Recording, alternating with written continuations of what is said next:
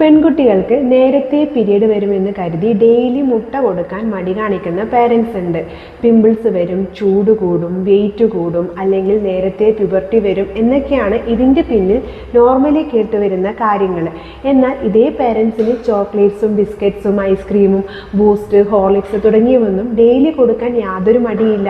അപ്പോൾ ഇതൊരു ചിന്തിക്കേണ്ട കാര്യമല്ലേ? ദിവസേന മുട്ട കൊടുത്താൽ പെൺകുട്ടികൾക്ക് നേരത്തെ പീരീഡ് വരുന്നുള്ളത് ഒരു മിത്താണ്. പ്യൂബർട്ടി കംപ്ലീറ്റ്ലി ഡിപ്പെൻഡ് ചെയ്തിരിക്കുന്നത് നമ്മുടെ genetics, body fat percentage, overall nutrition, lifestyle ഒക്കെയാണ്. എന്നാൽ ഏർലി പ്യൂബർട്ടി അറ്റൈൻ ചെയ്യുന്നതിനുള്ള മെയിൻ കാരണം junk food, processed sugar, sedentary lifestyle, obesity ഒക്കെയാണ്. സോ മുട്ടയിൽ അടങ്ങിയിരിക്കുന്ന high quality protein growth and muscle ഡെവലപ്മെൻറ്റിനും iron and B12 future anaemia prevent ചെയ്യാനും choline brain ഡെവലപ്മെൻറ്റിനും healthy fats and vitamin D hormone balance ചെയ്യാനും വളരെ നല്ലതാണ്. അതുകൊണ്ട് ദിവസേന ഒരു മുട്ട വീതം പെൺകുട്ടികളാണെങ്കിലും ആൺകുട്ടികളാണെങ്കിലും കഴിക്കുന്നത് ഗുണകരവും സുരക്ഷിതവുമാണ്.